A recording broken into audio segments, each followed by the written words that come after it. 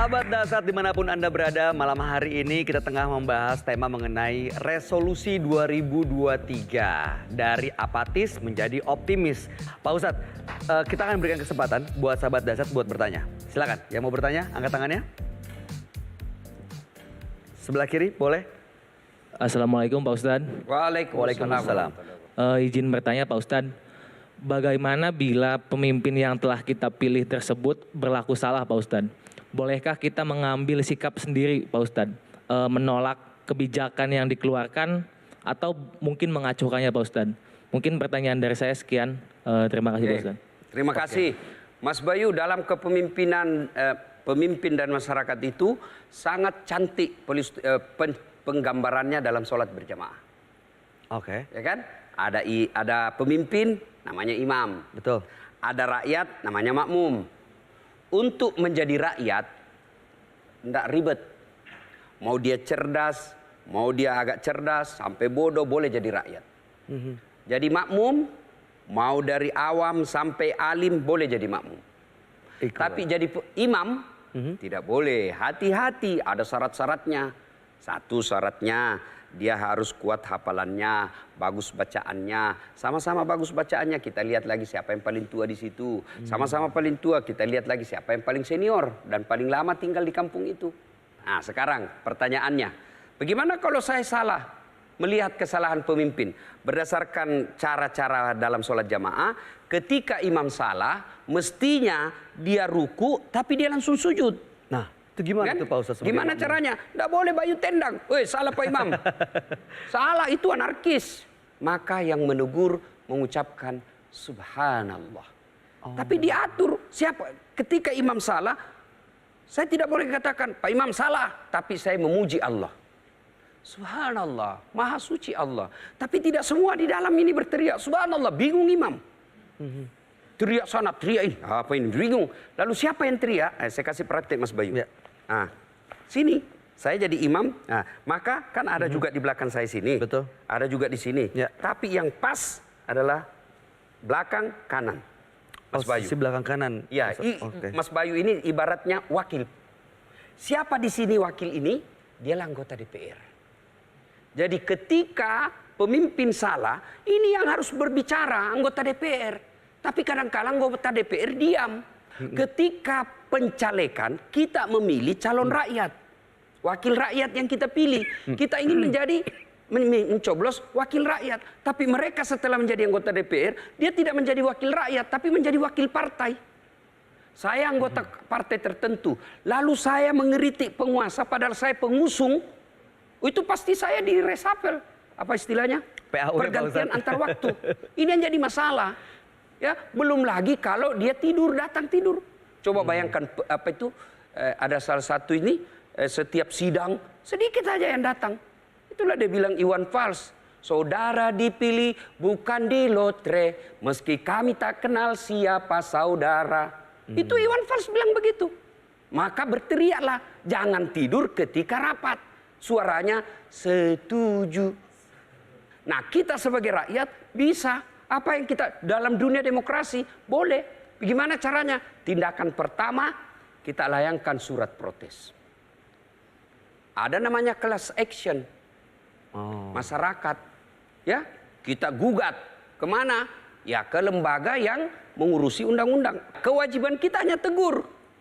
Jangan kau langsung tiba-tiba pergi menikam. Wah, tidak salah. Tidak boleh melakukan kekerasan. Baik secara kekerasan fisik, memukul, menarik, menjambak, ataupun kekerasan lisan. Jangan ada hate speech, tapi yang ada adalah love speech. Love speech. Lah, luar biasa. Ya kan? Cinta. Jangan Cinta. ucapan kebencian, tapi ucapan cinta. Iya, Nah, jadi kemudian ketika dia salah itu, aturannya adalah kita melakukan teguran secara konstitusi. Sekarang alhamdulillah ada namanya medsos. Kita bisa viralkan. boleh nggak tuh Pak Ustadz? Ibu boleh. Itu bagian daripada dunia demokrasi. Kalau dulu orang bilang ada 3 pilar demokrasi. Ya.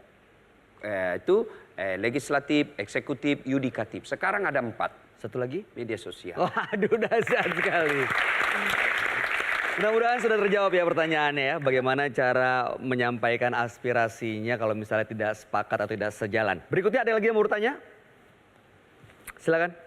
Assalamualaikum Pak Ustadz. Di sini saya ingin bertanya, bila dalam zaman Nabi dan Khulafaur Rasyidin, itu kan kita mudah menentukan apakah pemimpin tersebut amanah atau tidaknya gitu. Karena keteladanannya itu bisa kita saksikan secara langsung. Tapi ketika sekarang ini zaman telah semakin modern, semakin maju, mungkin agak sulit bagi kita, terutama mahasiswa, untuk menilai apakah pemimpin tersebut amanah atau tidaknya Pak Ustadz. Mungkin dari Pak Ustadz adakah jawaban yang bisa diberikan untuk kita semua supaya bisa memilih pemimpin tersebut amanah atau tidaknya Ustadz. Terima kasih. Satu, Mantap. Adik-adik ya, gunakan jaringan. Jaringan. Misalnya, saya mau tahu siapa Mas Bayu.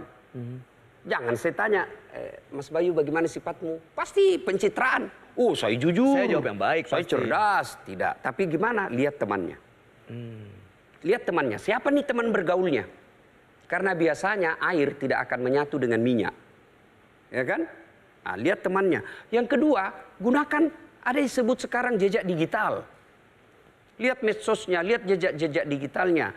Kemudian yang paling konkret, kalau dia incumbent, lihat apa janji-janji politiknya. Dulu ini janji-janjinya. Ini nih, ini. Oh, ternyata tidak ada yang ditepati. Ketika tidak ada ditepati, bukan dengan nanti melakukan ucapan kebencian. Keputusan kita adalah cara menghukum mereka. Jangan lagi pilih. Selesai. Mau hebat bagaimana kalau kita tidak pilih lagi? Jangan lagi pilih. Kita ini umat Islam setia dan taat sama pemimpin. Tapi ketaatan kita bukan ketaatan buta. Ketika dia salah kita tegur. Bicara soal pemimpin itu adalah dunia politik. Maka kalian tidak bisa memisahkan diri dari dunia politik ini. Maka pilihannya bersiap-siaplah menjadi pelaku politik. Baik politik praktis maupun yang tidak terlibat langsung. Tapi yang pasti kalian tidak bisa masa bodoh dengan politik ini karena kalian tidak bisa hidup tanpa keputusan politik. Dahsyat sekali. Untuk menutup pembahasan kita hari ini, mohon petua dari Ustadz Dasyat buat kita semua. Ya, kehidupan kita adalah kehidupan berbangsa dan bernegara. Dan salah satu syarat berbangsa dan bernegara itu ada hukum yang mengikat semua warga negara maupun penyelenggara negara. Ada hukum. Hukum ini dibuat untuk menertibkan kehidupan kita berbangsa dan bernegara. Nah, untuk memilih siapa yang akan mengelola hukum ini, membuat hukum ini, itu adalah proses politik. Saya mau enak hidup saya tentu tidak bisa lepas dari pemimpin yang saya pilih. Karenanya ketika memilih pemimpin, jangan terpengaruh oleh pencitraan semata, apalagi terbujuk rayu oleh money politik. Adik-adikku sekalian, jangan hanya karena uang 300.000. Negara kita sangat besar. Cari negara sebesar Indonesia. Penduduknya luar biasa banyak. Sumber daya alamnya luar biasa melimpah. Tapi ketika kalian salah memilih pemimpin, maka kalian akan menjadi penonton di negaramu sendiri. Dan itu tidak baik buat kita semua. Pilih pemimpin, gunakan kepekaan sosialmu, gunakan ilmumu, dan kalau perlu kamu memberikan kecerdasan politik kepada minimal kepada keluargamu, syukur-syukur kepada masyarakat di sekitarmu. Itulah gunanya kalian belajar dalam dunia pendidikan, yaitu kampus kalian masing-masing. Belajar, belajar, dan belajar. Semoga dengan motivasi dan juga petua dari Ustadz Dasyat ini bisa menguatkan kita, menambah kedalaman pemahaman kita akan politik, supaya siapapun kita, peran kita kecil atau besar, sama-sama kita ambil bagian, tidak skeptis dalam pembangunan bangsa ini ke arah yang lebih baik. Ustadz Dasyat, terima kasih atas Mas motivasi Bayu. dan petua-petuanya. Luar biasa. Alhamdulillah. Kerja keras otak saya hari ini. Mantap. Berbicara soal politik. Karena ini penting sekali Pak Ustadz. Penting. Menentukan ke depannya kita mau kemana. Optimis. Optimis. Semoga kita bisa menyambut tahun 2023 dengan sebuah perubahan dan pencapaian yang lebih baik. Terima kasih sudah menyaksikan Resolusi 2023 bersama Ustadz Dasyat Latif. Tentunya hanya di Gaspol. Gaspol memang. Saya Bayu Oktara pamit. Assalamualaikum warahmatullahi wabarakatuh. Metro TV